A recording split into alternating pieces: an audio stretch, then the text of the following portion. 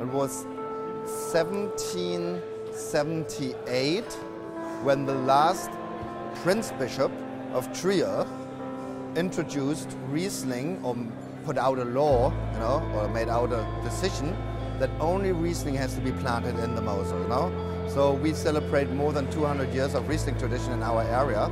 Riesling seems to work in the Mosel very, very well. It's a cool climate grape, and the Mosel is the most northern wine growing region, not only in Germany, in Europe, What the Mosel in all has in common, that of course it's close to the river, so the winter is a little bit warmer in general, and also in the summer we have, a little bit colder temperatures, and we have slaty soils, so that's something what you find everywhere in the Mosel.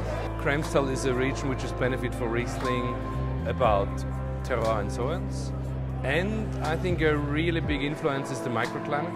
Every night we have cool winds, so there's a big temperature difference between day and night, and that is necessary for fresh and fruity white wines. The Kamptal has a large share of rocky soils, either from the Heiligenstein, the Permian rock, or also the primary rock, which is very good for Riesling, and then it's a cool area. It used to be, 50 years ago, a very cool region with very lean and high acidity wines.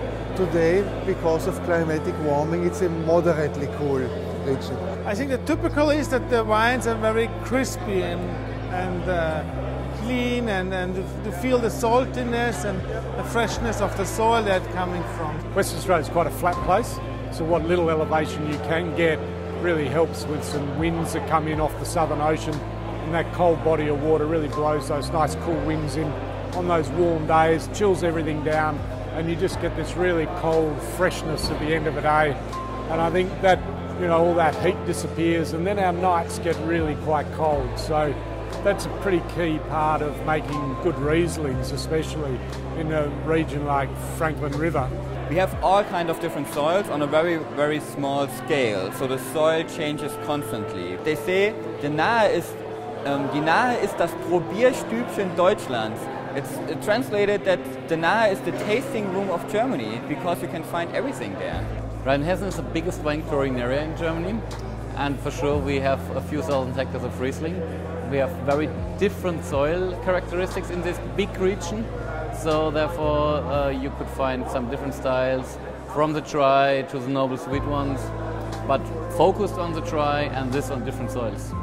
For us, the Riesling grape, it communicates a special setting. It's very reactive to soil, to climate. Small variations can have a huge effect.